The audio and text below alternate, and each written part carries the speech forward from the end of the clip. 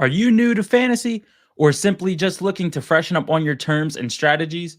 Well, look no further as we host our own Fantasy 101 tonight and catch you up on everything you need to know. Class is in session.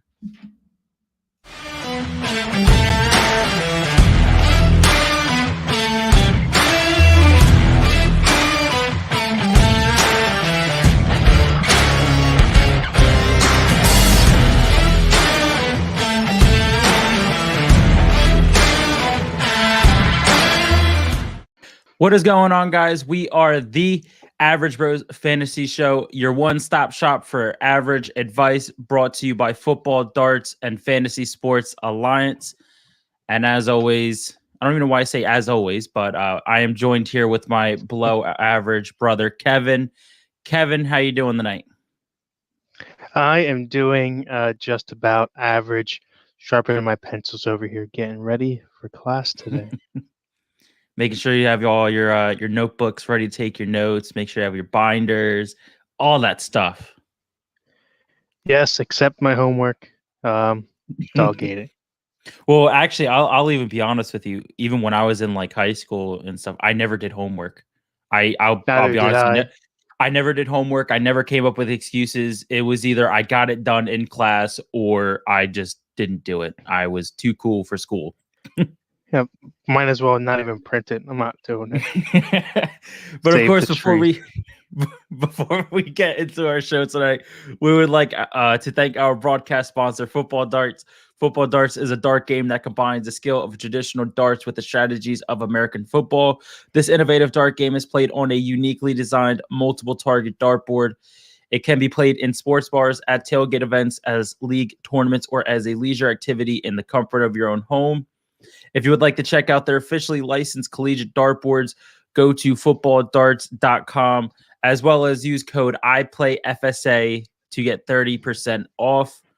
I'm not even gonna lie. I'm actually I know me and the girlfriend were looking into getting one. They just look so cool and they look so fun to play. And if you like the show, please like, share, and subscribe to the show, and follow us on all of our social media outlets you see here at the bottom of the screen, as well as check out our website, fsa-fr.com. And of course, head on over and check out Brad, Josh, and Eric on the Empty Wagon Show Saturday morning at midnight Eastern Standard Time. Those guys are on the money with keeping an eye on the free agency, as well as just giving you a ton of comedy along the way. But yeah. And if you haven't watched the Average Bros or the Fanatically Real broadcast over the past 2 weeks and you've been living under a rock, we are doing a giveaway. You guys are entering in for the chance to win a t-shirt of your choosing. All you have to do is simply follow the Fantasy Sports Alliance Twitch channel at fantasy_sports_alliance. Or if you guys are watching us live, you can see it at the bottom of the screen here. And once you follow the channel, just go ahead and share it to either Facebook, YouTube, or Twitter and tag the FSA account. And again, you can see the social media outlets there. Now, if you don't manage to win the giveaway, we are still giving you guys an amazing treat. We're also giving you guys 10% off on our limited edition Quan for the Win, Angry Commish, or our Let's Go t-shirt. Just use code FANATIC at checkout and get yourselves some above average merch. Kevin, as we go through this Fantasy 101 here, I know you are the more skilled fantasy player as far as just knowing your terminologies and stuff. I'm the one that just gets lucky, but 9 times out of 10 falls short.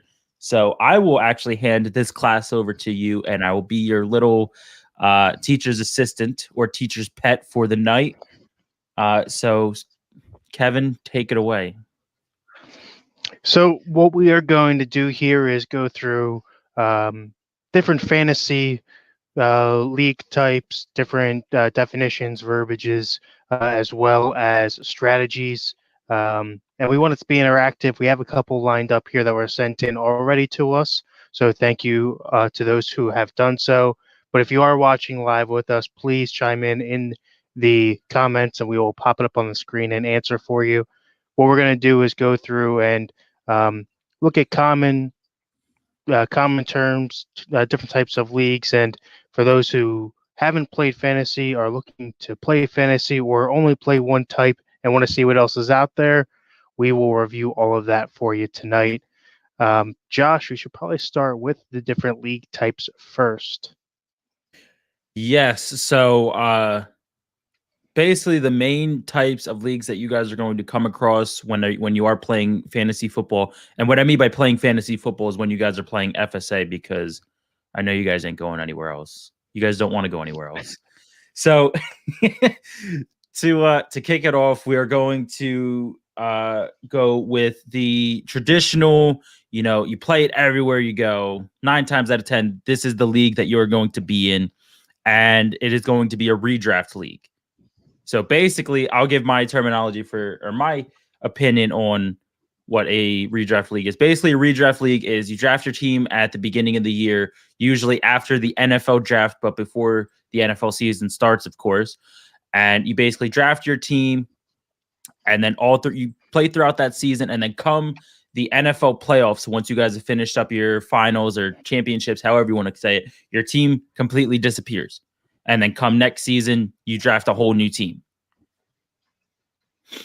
Yep. Usually, redraft consists anywhere from 10 to 12 to 14 members. And there is 2 different types of redraft leagues. Think of redraft as a restart, if you will, every year, as Josh mentioned.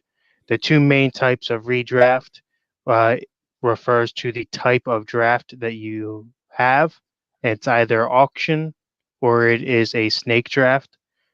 A snake draft, what that means is there is a draft order set for FSA that will be 1 through 12 for one position for each of the members in the league.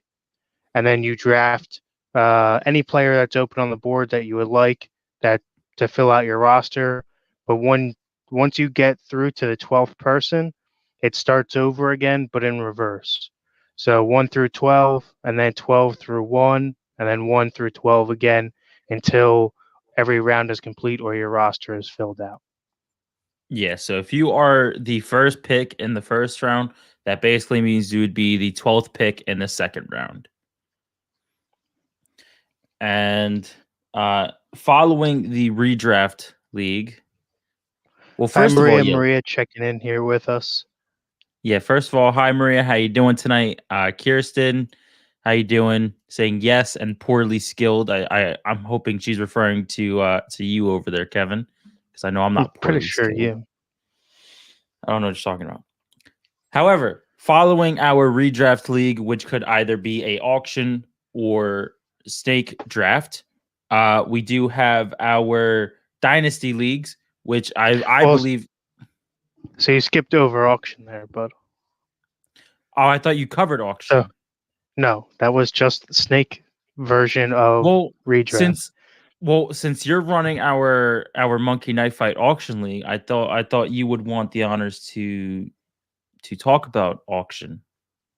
So an auction league is just a different style of draft. It can be conducted in a redraft or a dynasty setting. It is just the method in which you build your roster. As we mentioned, in a snake draft, you go through in rounds through 1 through 17 or how many ever there are, and every person gets a pick every round. The difference in auction is that it's kind of a free-for-all. There's no set order as far as who gets what player. The order that is set is to put a player up for auction and is bid on. So if I nominate a player, if I have the first nomination and I put up Christian McCaffrey to be bid on, every player gets a chance to bid on that with a set dollar amount that they have. I know for our league, it is going to be $200 budget, and you have to draft every position on your team or every roster spot on your team with that $200, and you do so by bidding on each individual player. So we have Jenna here checking in with us. Jenna, how you doing tonight? Saying, I like steak and beer. And then she's saying, or is that not that kind of steak and draft? I mean, you're not wrong. It is good. I do love me a good steak. I will take a steak and a beer, but unfortunately, not in this setting. Yeah. So, like I said before, I rudely jumped over our auction league. The next league that comes to mind for me is going to be our Dynasty League, and um, personally, I think that the Dynasty League is for more advanced users, being as unlike the traditional redraft league where you redraft a team or you restart every season. The Dynasty League, your team actually carries over into the next season. So you draft one team, say last year, and then come this season, you keep that same team. So there's a lot of different things that kind of come into play with that as well. Not only are you still looking at to get the good players, you want to get the most out of every draft pick, as well as you are looking at age as well. So like last year, if you would have drafted like Drew Brees as your quarterback, now this season you're without a starting quarterback unless you drafted somebody else to follow alongside of him. Um, what are your inputs on Dynasty League that I didn't Yeah, cover? yeah, you pretty much hit the nail on the head. I mean, the difference is instead of getting a new team every year, you have the same team, and you only have you have a larger draft year one. Most teams are a little bit larger. In our case, 16 rounds in our redraft for FSA versus 28 rounds in our startup dynasty leagues. That's 28 roster spots. So the player pool is a little bit more diminished. You have to know players at a larger level. You have to know a little bit more. And each year there is still a draft, but the draft is only 4 rounds for FSA, and it is only for those players that are not on a team. That would include free agents and rookies that come out of the NFL draft in April. Yes, I actually am very excited for us to have our rookies and free agent draft this season. Maria asks us a great question here. What happens if you run out of money during an auction league and you don't have all of your players? Uh, when you do online drafts, as MFL or sorry, as FSA is doing through MFL, um, they set a cap to where you cannot bid any higher than $1 remaining per player. So you cannot if you do a in-person draft where you're using a physical draft board and doing actual bidding, then is usually penalties, but I won't go into that because we don't really offer that here, and it's really league to league. They set their own penalty rule, so um, it just wouldn't apply in this situation. But good question. Yes, actually, very good question. Uh, so the next one I'm gonna let you talk about because I've never been in one, so I don't have the experience with it. I don't know how you fare with it. But the next league to follow up our Dynasty League is going to be a keeper league. Yeah, so Keeper League is a hybrid between the two, between a redraft and between a dynasty, to whereas there's a set limit of players that you get to keep from one year to the next. So I know that Brian's running the veteran referring veterans DoD League, which I believe is going to be set at 3 keepers.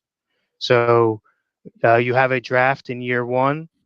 Come the next draft, you get to keep 3 of the players that were on your previous team, and then you redraft every remaining open position on your team. So you get to keep some players, but not all, like in Dynasty. Yeah, I've never personally been in one, and unfortunately, I won't be able to be in one because I am not a veteran or current military.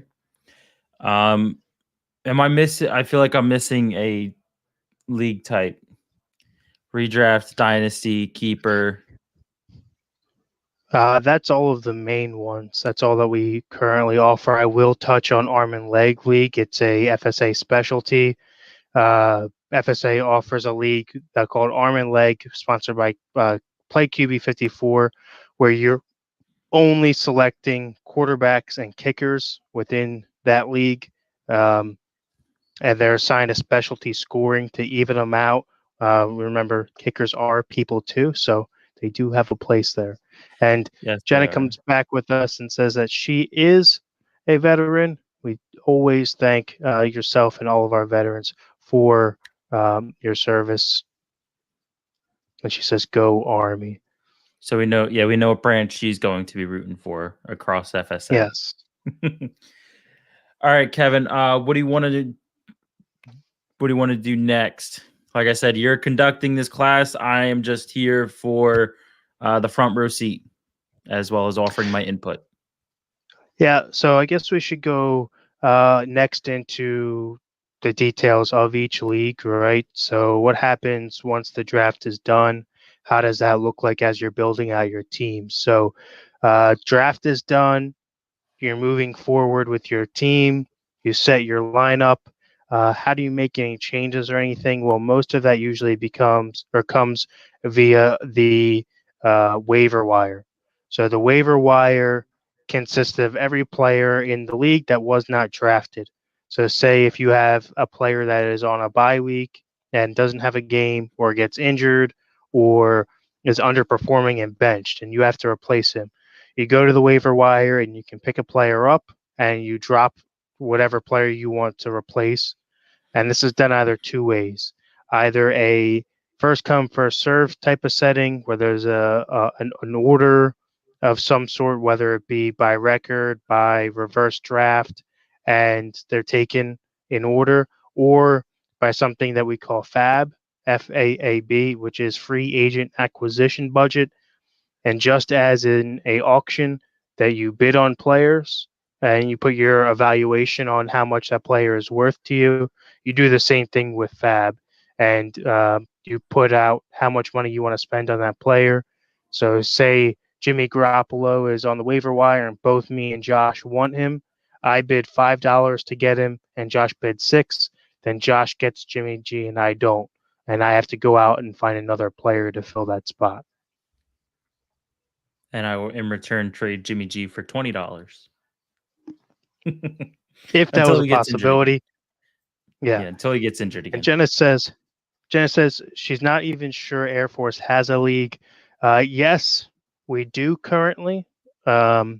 With our veteran referring veterans DoD league, we actually have 4 individual leagues that are kind of acting as one, similar to our FSA Alliance League or our big redraft league, where we're aiming for 4 12-team leagues, each one represented by a different branch: Army, Navy, Marines, and Air Force. So they are in there. We are currently accepting members into those leagues.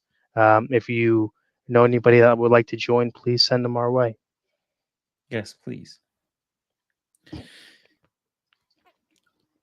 So next, free agent or the waiver wire. What do you have any suggestions when you're looking into that? Do I have any suggestions? So I mean, I'll be honest. As far as Dynasty went last year, I didn't even look in the waiver wire. But when it came to redraft, 9 times out of 10, the only times I'm looking at waiver wire or free agency is either if I'm replacing somebody who's on a bye, if I'm trying to fill in a spot of somebody who was injured. So, I mean, that's pretty much all you do. And then also when you're looking for players on the waiver wire or free agency, you want to look for players who are actually going to play. You don't want to get, I'm trying to think, you don't want to get like, okay, if you're looking at last season, you didn't want to get like Jameis Winston. You didn't want to get somebody who's just going to sit on the bench for the game. You want to look for somebody who's actually going to play, as well as you want to look at their matchup as well, look at who they're playing and look to see if they're even going to make an impact in that game before you look at picking them up to your team. To me, the other big thing here is to make sure that you draft responsibly. And what I mean by that is take a look at before you go into the draft when players have their buys. That way you're not stuck with multiple players on the same buy and then you have to do multiple waiver wire acquisitions to fill out your roster just to make a starting team. If you know that going into the draft, it makes things much easier for yourself. I also try to limit the amount of players per team I select, partly the same reason. It also kind of thins out your pool um, because obviously not everybody on the one team can score in 1 week. So it hurts yourself a little bit there if you do it across the same position. But namely because of they would have the same bye. Yeah, as far as like bye weeks, there are some exceptions to it. Like if you were to choose maybe like a quarterback and a running back, or a quarterback and a wide receiver from the same team. Because at the same time, like say you have Josh Allen and Stephon Diggs. Josh Allen does well throwing the ball. Stephon Diggs does well catching the ball. So works out. But at most cases, just watch out for the buys. So when you're looking to, we'll move into positions here, because when you're looking to fill the different positions, they often go by different names, right? So we know quarterback, wide receiver, running back, tight end. But what you may see when looking across leagues in FSA is Superflex, which is in our big redraft league. What Superflex means is that you could start two quarterbacks if you like. A flex position in general is a position that you can start multiple player types in.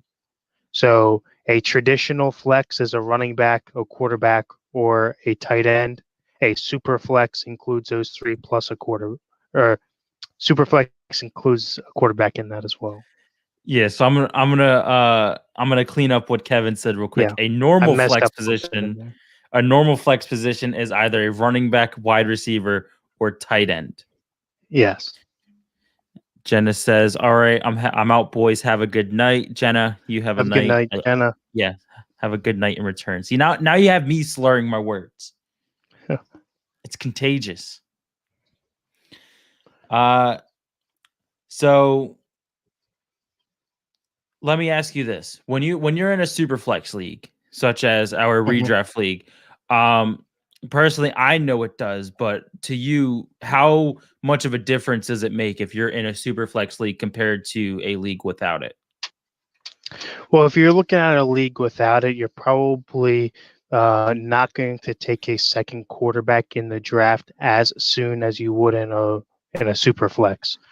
So whenever you're in a normal redraft league, no super flex, you only really need a top 12 quarterback because there's 12 people in the league. You want to get one person inside that top 12 to start, and you should be pretty set.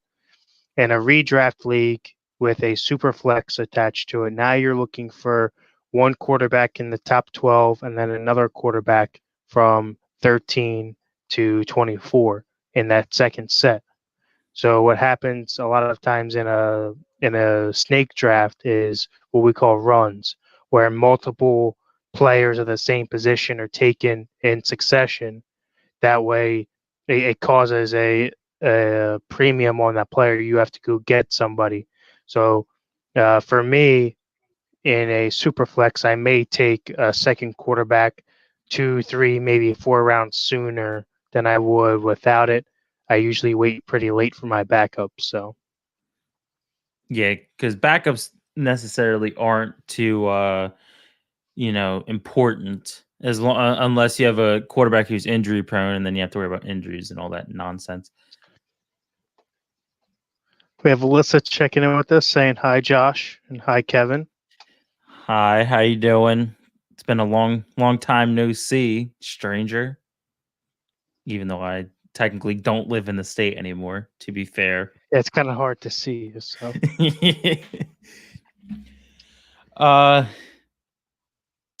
what's next, Kevin? what other questions do you have for us there? I know you have them written out around redraft. Yes, I have a bunch of questions here. So one of the top questions that I see is we talked about how many quarterbacks you should draft.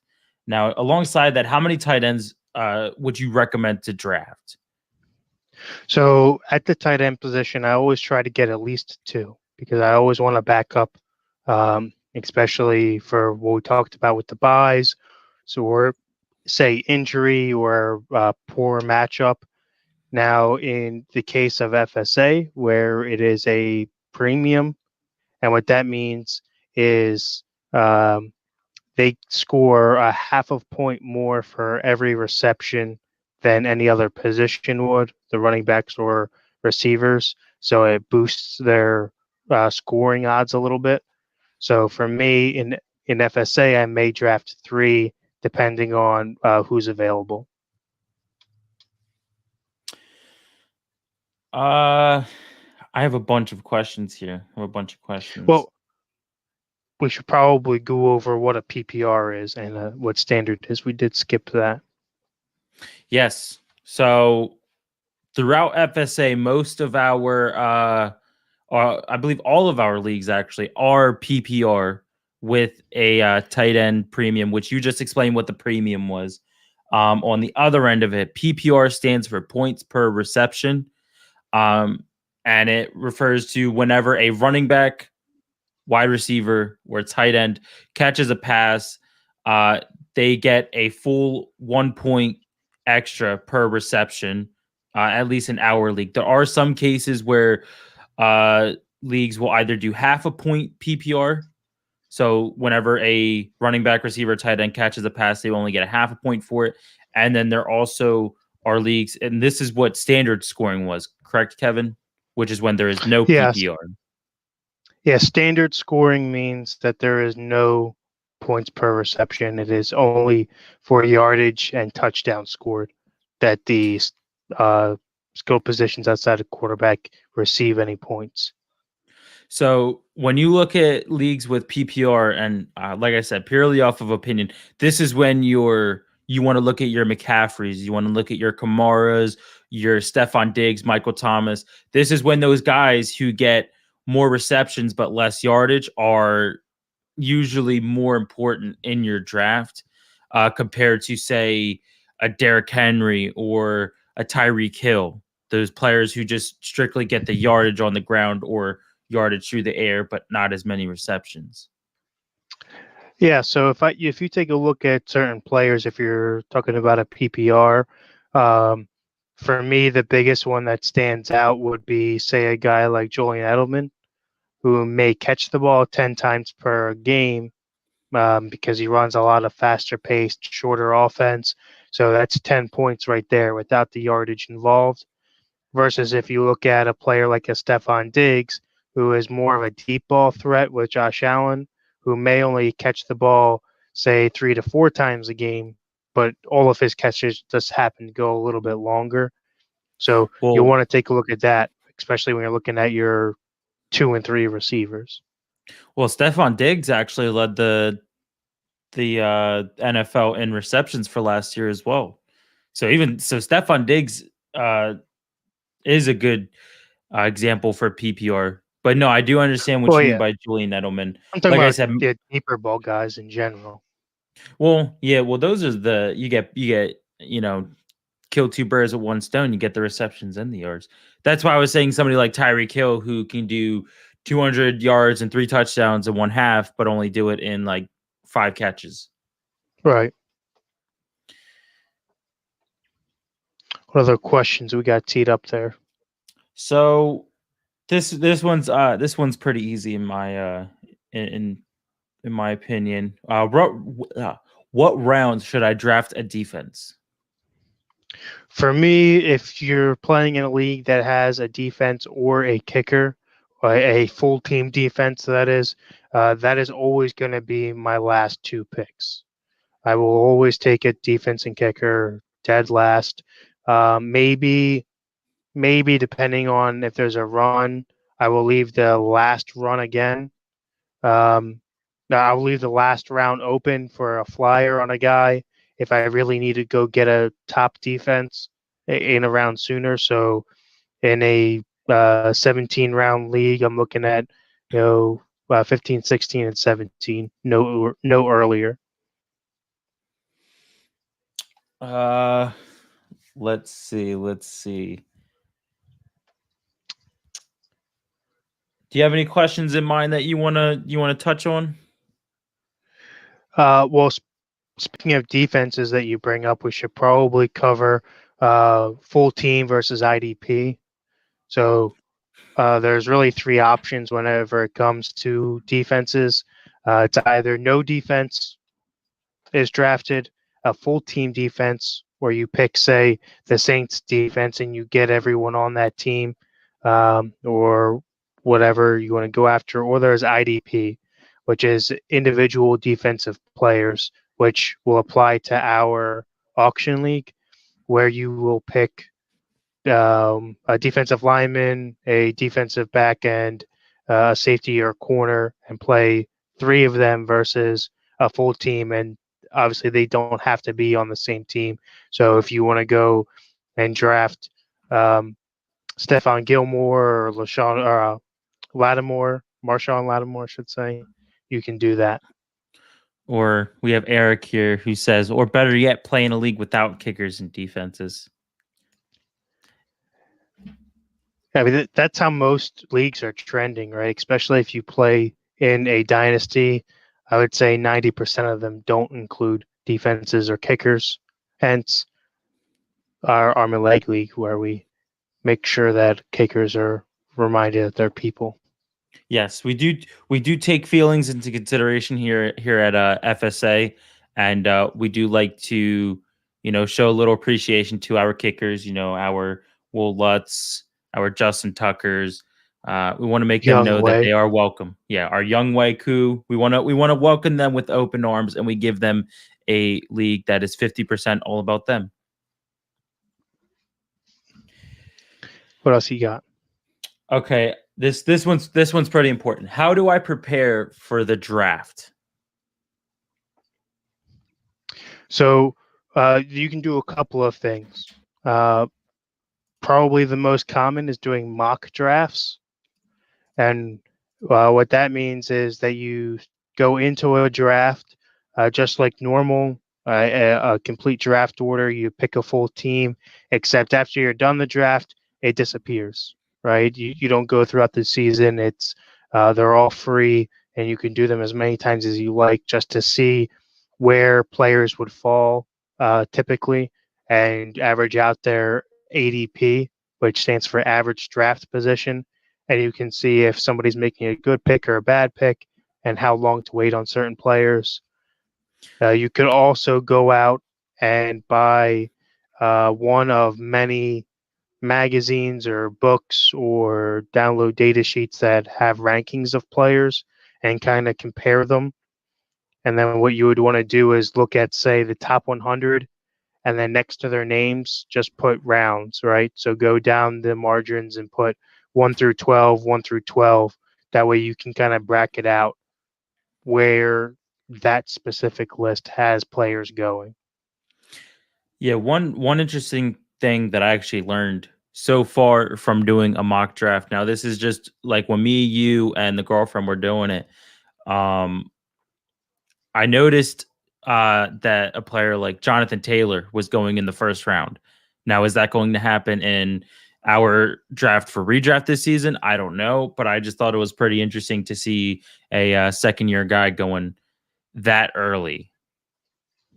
Yeah, that's the one big thing with mocks to keep in mind with, right, is that you really got to take them with a grain of salt, especially if you're playing with certain people that aren't drafting in the order that they would in a regular draft. They may try to, say, throw a Tua in the first round. I don't know. Just be crazy. And, just try to throw a wrench into everything. So they may not always line up with where true values would. You kind of have to just make your own assumptions on them and how well you think that player will perform really when it comes down to the day of the draft. Okay, so following the draft, once your team is set, what do you need to do? Well, for me, whenever I'm looking at my team, I then want to go out and look and see, okay, who are the matchups for week one? Is there any players I didn't get that I might want to look at to keep my eyes on as traits, right? Usually in week one, there's not much really to do ahead of it in a redraft situation. You just want to be mindful of news that's going on because most leagues do draft, say, in weeks 3 or 4 in the preseason. So there still could be some injuries. Now you just want to monitor their tags, which we'll go over in a minute. Um, whether or not they're going to be active for week one, especially if you draft a guy like Joe Burrow, who was hurt last year and out all season at the remainder. I believe it was an ACL Uh, tear. I'm not 100% on that, but I whenever you believe have an so. issue like that, yeah, whenever you have an issue like that or an Achilles that's kind of lingering, you always want to be mindful to make sure that they will be back for week one. Outside of that, you're pretty much good to go. Yeah, just to kind of sum up what Kevin was saying is I would definitely keep an eye on week 1 matchups, keep an eye on free agency just if there's a rookie or just any random guy out there that you like wanted to get but didn't see him. And also, yeah, keep up with the injuries and fantasy news, which brings me into the next question. Is it important to keep up with fantasy football news? I believe so, yes. Keep an eye out for injuries, and then over the offseason, keep an eye out for trades, big names moving to teams. And then just kind of ask yourself, is that going to benefit them or is it going to actually hurt their output? In recent years, basically Stephon Diggs going from the Vikings to the Bills. Big name to another team, and it actually, I think, helped him in the long run. Well, yeah, helped both teams because if you go and you take a look at because they traded a first round pick to get him, and that first round pick turned into be Justin Jefferson. Yeah. So, Yeah, win-win definitely. on both teams there. Yeah, definitely helped out both of them.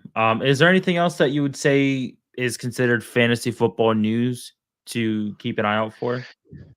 Um, I think you hit most of the marks there. I think that the biggest thing to know when joining any fantasy league or getting into fantasy is um, you, to be 100% honest, you don't have to watch many games. You don't have to know every player. You don't have to know every team in and out, but just be mindful of the news. That's kind of a big thing there, right? So if you're not watching the games and you don't know every player, kind of just watch the scores of the games.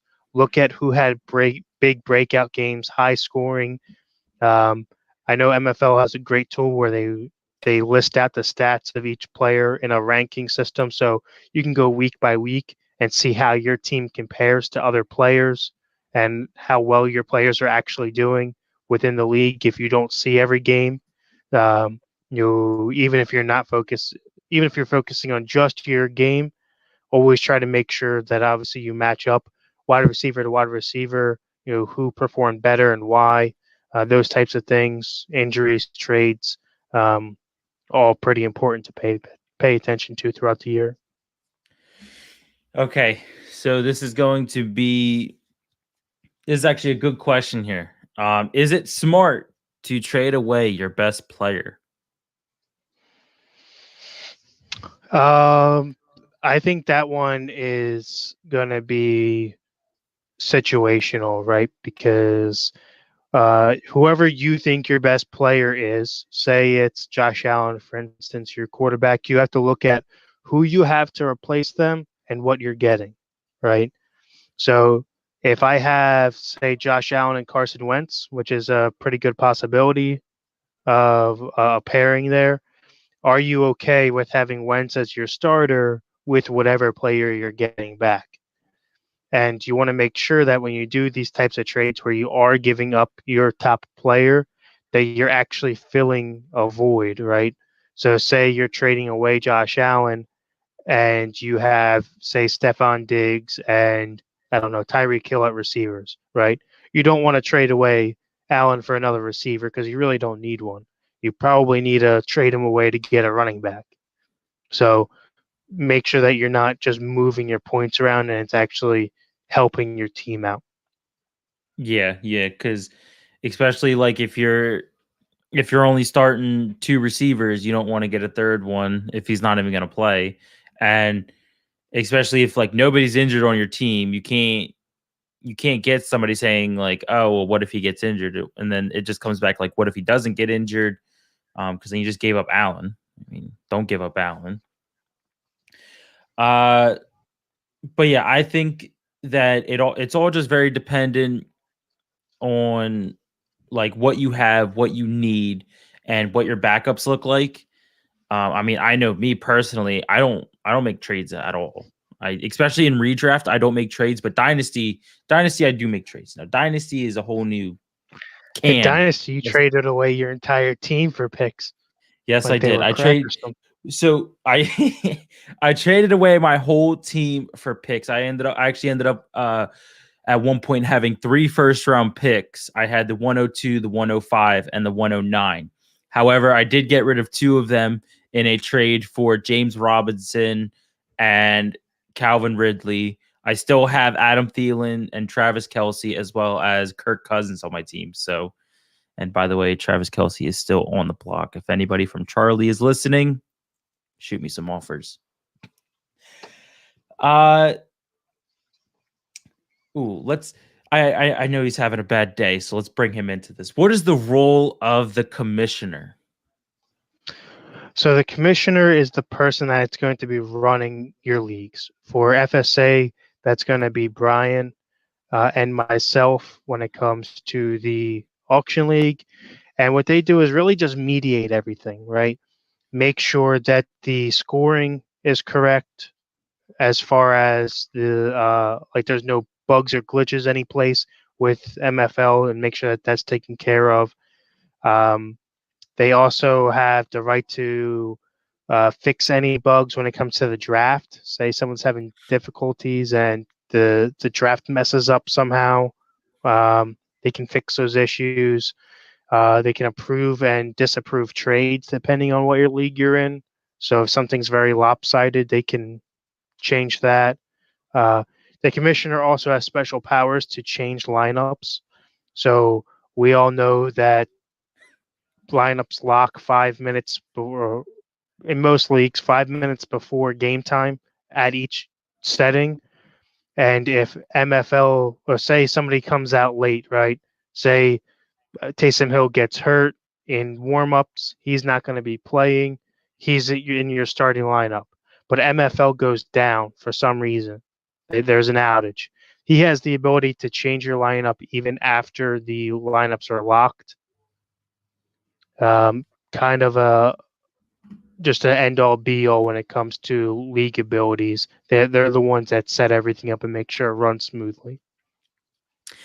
Real quick, we have my mother who is saying, loving our new Average Bros hoodies and shirts. Glad you guys like it. Of course, glad we got the right color and size.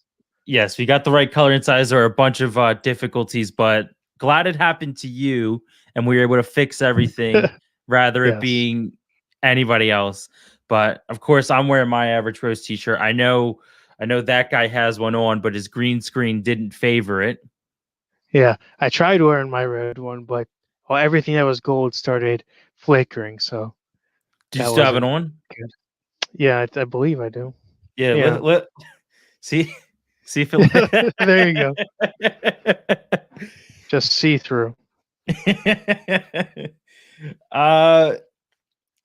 Okay. I actually like this question. I've been trying to push it off to the end, but we still have a bunch of questions here. What are some drafting strategies? So we already went over a big one is wait on the kickers and defenses until the last couple of rounds. For me, I think we have another question in here too that kind of duplicates it, but when do you wait on quarterbacks? For me, I'm going to be personally taking my quarterbacks in rounds 3 and 4. That's where you're going to see most of the value for quarterbacks, at least in FSA standpoint.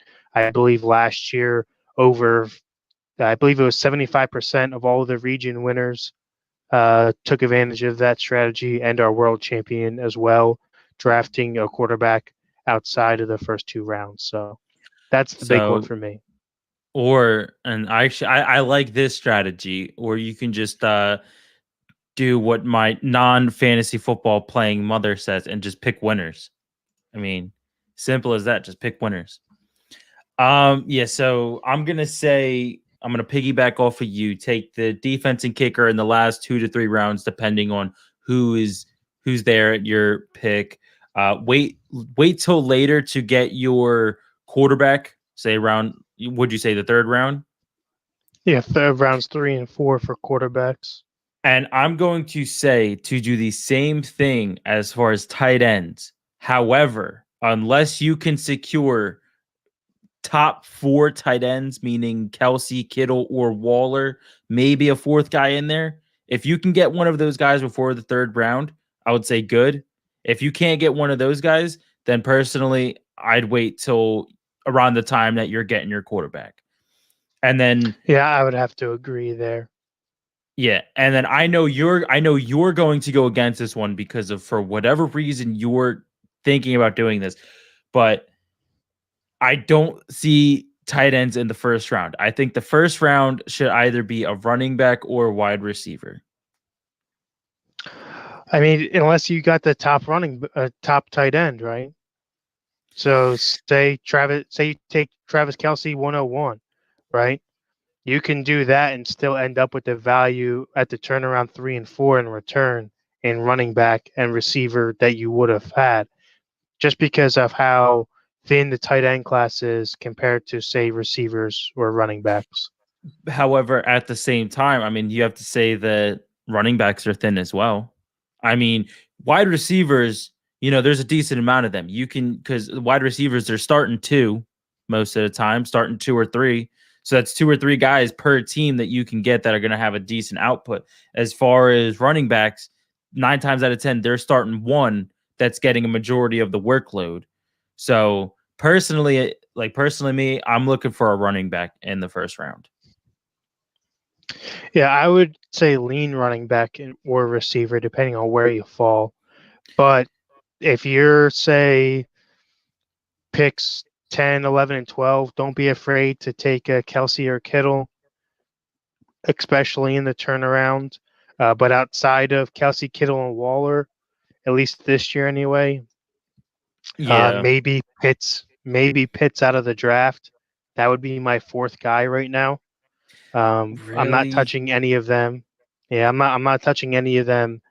Any other tight end, say in the first 3 rounds. Yeah. Um no, you know what? I'll actually agree with you because of how much Kelsey scored and with the tight end premium and all that stuff. So if you're at 10, 11, and 12, and because you have the turnaround to look forward to, I would say Kelsey or Kittle is a decent pick there. Or if you get to that part, if say, Devontae Adams is there, go and get him. I know he's first round worthy. Michael Thomas, I know he was, but I don't see him going in the first round this year because of the injury Yeah, prone last year. he's going to be a bubble guy. He's going to be on the edge of 1 and 2. Yes, I could definitely see him going in the second. As far as the first, I just don't think so. Geez.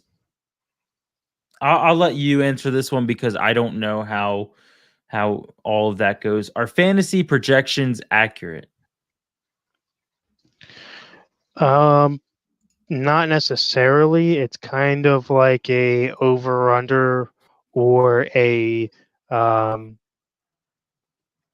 money line when you're talking about gambling. It's just what it is. It's just a projection, right? So fantasy experts will take a look at what the team's defense that they're playing does. So in the Saints case, right, last year, a lot of wide receivers had big days against them because their secondary wasn't the best early on, right? But they were really good at stopping the run. So if you have a running back that plays the Saints, they might have a lower scoring projection. And then those wide receivers might be a little bit higher than average. But what happens if you are Tampa Bay and you have, say, Tom Brady, um, Evans, Godwin, or Fournette, right? Any one of those guys, and they get blown out. I forget the score. You could probably tell me 30 something to 3. 38-3. Yeah, 38 to 3. And the projections were probably lopsided in Tampa Bay's favor. I mean, nobody knows exactly what's going to happen on Sundays or on game days, any given Sunday, as they say. So I would take them with a grain of salt. If you are looking at your toss-up players, like you don't know which one to start, it's always a good starting point to look at the projections, but not really the end-all be-all. Yeah, it's it's basically look at the projections and then take it upon yourself to look at their matchup. Like look at how uh let's take Mike Evans and like Tom Brady into consideration going up against New Orleans. Look at how New Orleans did the previous week. Look at what the receivers did the previous week. It kind of just comes down to how deep you want to get into it. How much work you want to put into it. Because you can either put in a bunch of work or and get nothing out of it, or you can do nothing and just start the guy, and he could end up being the top dog. Which, by Yeah, the way, I I am mean excited. it's really, for lack of a better term, you're just a crapshoot because you could have a guy like Chase Claypool who scored 30 points in 1 week, and the week before, I don't even know if he had a point, right? Uh, Undrafted in most leagues, not on most teams when it came to that point, that big boom game, and then everybody thought it was going to be Chase Claypool season, and that he was just going to be the guy there, right? And then he got worse and worse and worse every week after, scoring less and less and less. So it's really hard to tell what any one player is going to do week in, week out. You really just have to look at the trends, right? Or you have who was it? Was Brian's favorite? You have a Jared Goff. It was just a roller coaster. 1 week was up, 1 week was down, up, down, up, down. Um, so yeah, it's all over the place. Depends on how much work you want to put into it to see what they can do versus what they have done. Uh, we might have covered this a little bit when we were talking about the strategies. What player position is the most important for fantasy football? What player position is the most important? I'm going to have to say running back because not only do you have a role in a running back that can catch out of the backfield, they can, they're probably habitually the highest scorers and highest averages throughout the year, and the drop off is pretty heavy. So Yeah, you can have you if you look at the top 12 quarterbacks, I mean, outside of say the top three with Josh Allen, Mahomes, maybe a Lamar, maybe a Cam if he plays a full season. Like those type have the ability to run with their legs, and outside of those guys, no one really touches the running backs as far as importance, as far as I'm concerned. Uh, how do you decide which player to start or sit? I think we actually kind of covered this already. You just to kind of recap, just look like take their projections into considerations and then just take their matchups into considerations as well. Because you obviously don't want to put like you're like a decent running back in who's going against a top rushing defense. So not too difficult. How do I get better at fantasy football? I mean, the easiest way for me is just keep playing, right? Try different leagues, try different strategies, and just don't give up on it. It's a little bit different than anything else I've ever done, because you really don't have to know football at all. When I first started, I didn't follow as much. I really just went off of ESPN's rankings and built a team. But and Patriots that was players. also, yeah, that was also when me and my average brother would stay up till 3 o'clock in the morning, and we would literally enter 10 leagues at a time, on one night. So it's really just about repetition and learning strategies that work well for you. Yeah, another thing I'll add to that list is like you said, repetition, keep playing each season, do multiple leagues if you're able to juggle that much. Um Different strategies as well as know the big names. Um you don't want to go take in like a Nathan Peterman, or a Jarrett Stidham, so to say. You don't want to go taking those guys as like your top quarterbacks. So basically, know who's good on each team, know who's worth taking, and know who's not going to even touch the football field. Yeah, I agree. Okay, coming to the end of this. So,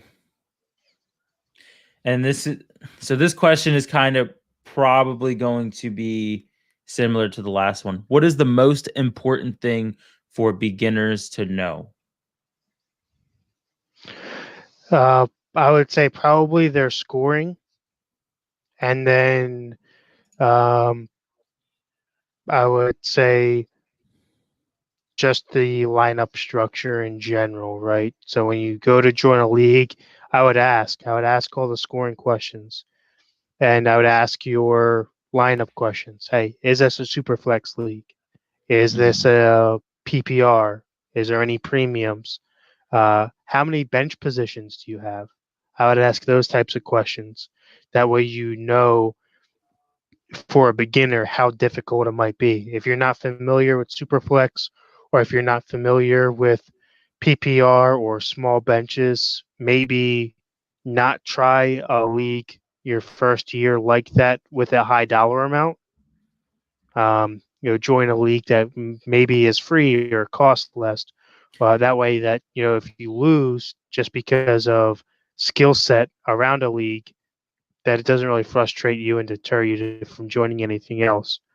And then the last part for me is look at the community behind the host of the league and know that. So just like here at FSA, we have three different broadcasts and podcasts. We have a huge family on Discord that's all helpful and gives out tips and tricks all season long. So if you're really a rookie into it, I would join something like FSA.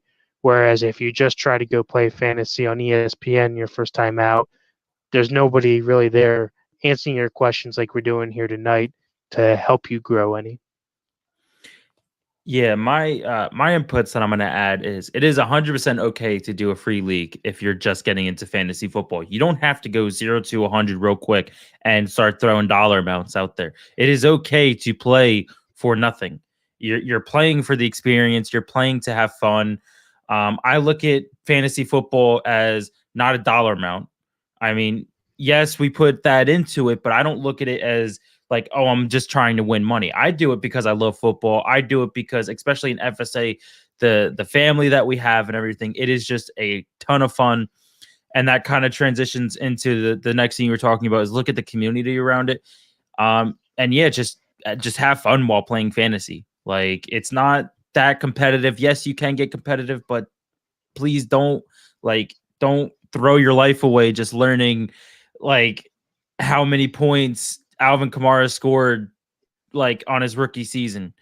Um so yeah, I'm just going to say keep it simple, have fun, and it's okay to play for free. Yeah, I agree to all of that. Obviously, if you're an FSA already, you know the type of camaraderie that I have with Brian and Josh and Damien as well, who's probably out there sleeping. I know it's his birthday, so happy birthday, bud. And Oh, enjoy the happy cake. birthday. Yes. But it's because of guys like that I just mentioned that I keep playing. Is because even though you win or lose, it's the fun along the way, regardless. Yeah, the fun along the way, as well as I know you mentioned Damien, just the little friendly rivalries that you guys make. I know you and Damien currently in redraft last season were in the same region. So you guys had a little bit of a rivalry going on there. As well as you and Brian. Go ahead. Do you remember who won that game? I didn't. What I don't game? remember. Between me and him, who won that? I forget. Not relevant. Not relevant. It's redraft. Season's done. I was just asking. I forgot. Yes, you won. Out of you and Damien, just to please you, as well as the Delta rivalry there. New York, and New Jersey, between you and Brian with the Hitmen and the Knights. But yeah, I'm telling you, man, being in FSA is amazing. And we have Maria here saying, "Good show tonight. Thank you. I'm glad that you found it above average." We aren't finished yet. I mean, I have one more scenario to go over. I know you and I talked about this prior to the show, so we kind of gave our inputs amongst each other. But the scenario that we have is I am on a 12-team league, and my draft order is 112. So basically drafting at the 12th spot in the draft. By the time it's my turn, all the good wide receivers and running backs have been drafted. Should I make the bold move and choose the number 1 quarterback as my first pick? Kevin, I'll give you the honors. Yeah, so for me, if I'm 112 and I'm looking at this year, right, 2021, I would assume that 2 quarterbacks are already going to be taken. It could be Patrick Mahomes and Josh Allen. It could be Lamar. People are still hanging on that. It could be Kyler Murray in there. Some people are high on him right now. So 2 quarterbacks could already be taken. Now, by 12, if you're looking at the third guy, I would not be afraid to take a quarterback there. But I would also know that for me personally, in my experience, most of the value for quarterbacks is going to be found in rounds 3 and 4. So with my first overall pick, it may not be a top running back, but there are still plenty of good running backs.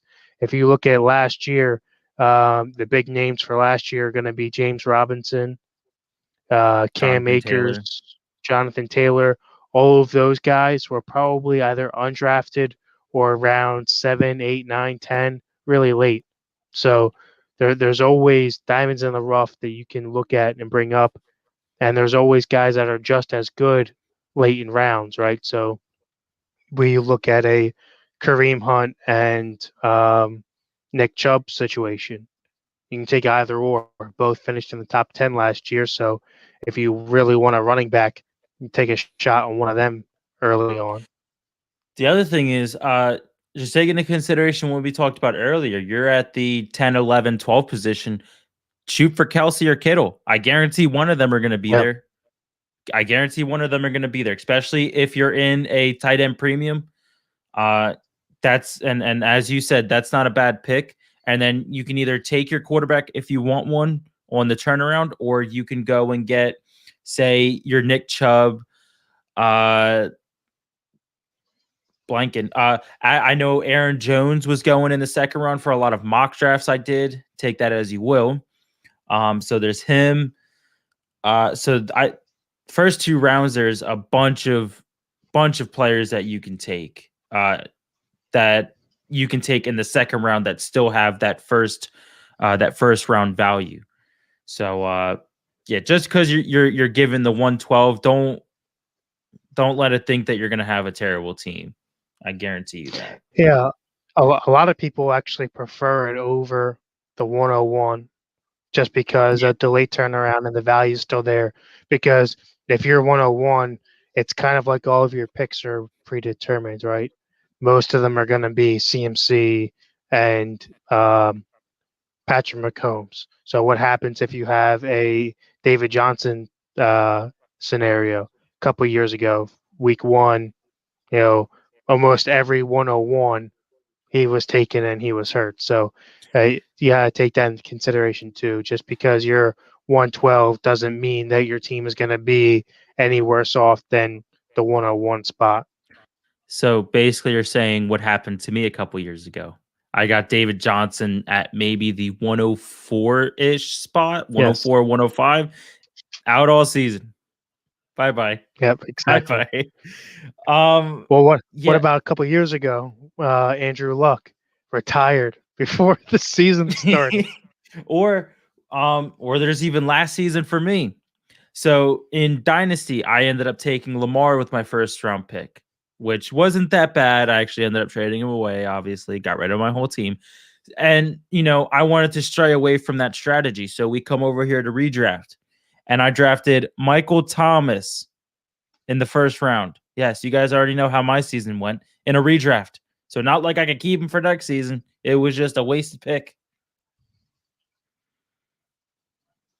And Maria says, so we can see fantasy football as luck. You can get good players during the draft, but if they get hurt, you ran out of luck.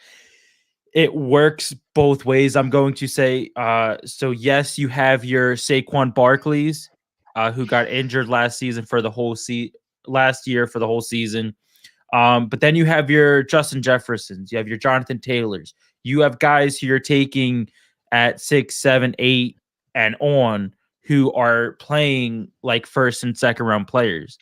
So there's a huge balance with it, I'm going to say. Yeah.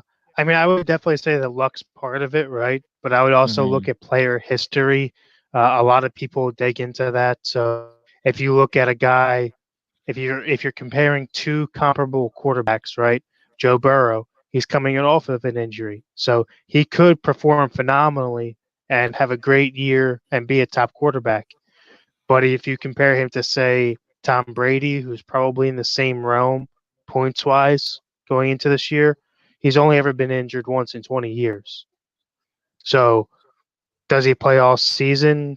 Most probably. I mean, there's a high chance, but can he get hurt? Yes, of course. And he's like any other player. So there is a bit of luck there, but there's also injury history too. So, well, to be fair, I think it's starting to cross over into that realm where Brady is no longer human.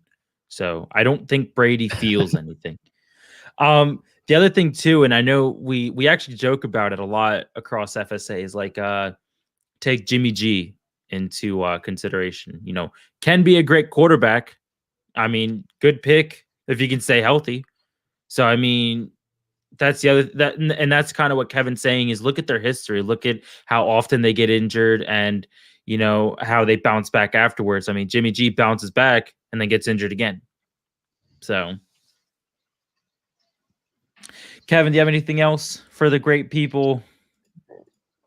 that is it for myself. If you have any other questions that we didn't answer, whether you're watching this live or listening to it via podcast, that can be found on Apple, Google, Amazon, iHeartRadio, Anchor FM for your listening pleasures. If you don't catch us any of those places, please send one of us a message through Discord, and we'll try to answer it. We might even answer it again next week. We'll throw them up on screen. But we are always looking to help out our fantasy family. Yes. Sorry, I kind of lost track of where I was going there. Yes, if you guys have any other questions after we finish this show, please shoot us a message on Discord if you are a part of the Alliance. However, if you guys aren't, but you still want our opinion on some things, check us out on Twitter, either at FSA_FR or I don't know if you want to. We should really have a section here with our Twitters on here.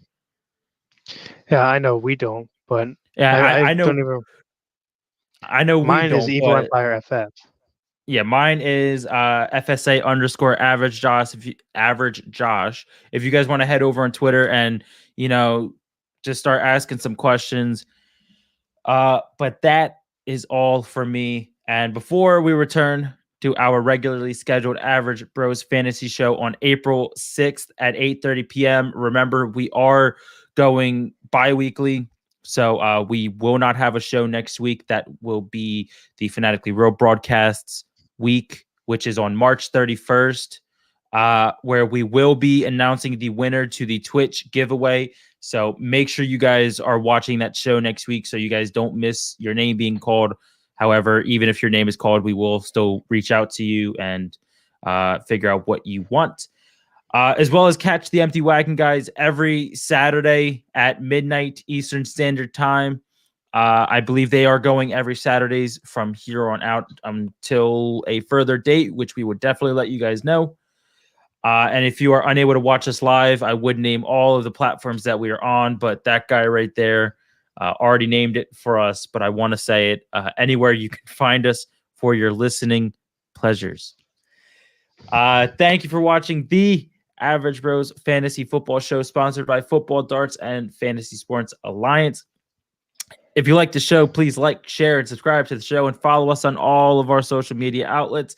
And before we head out, I would like to thank all of our sponsors: QB54, Monkey Knife Fight, Nature Coast Tailgating, Cranky Veteran Candle Company, Shell and Mel's Boutique, Finger Lakes Mercantile, Southern Sirens Sugar Scrub, Redwood Durables, I can't talk, Football Darts, and of course the Recasts, who are the official music of FSA. We didn't have an NFL news section, so I couldn't say that. And yeah, again, if you guys aren't in the giveaway, head on over to Twitch, follow fantasy_sports_alliance, share it on social media, and tag FSA in it to get entered in, as well as go to our merch store and use code Fanatic to get 10% off our limited edition Quan for the Win, Angry Commish, or Let's Go t-shirts. Kevin, do you have any final words? That is all for me.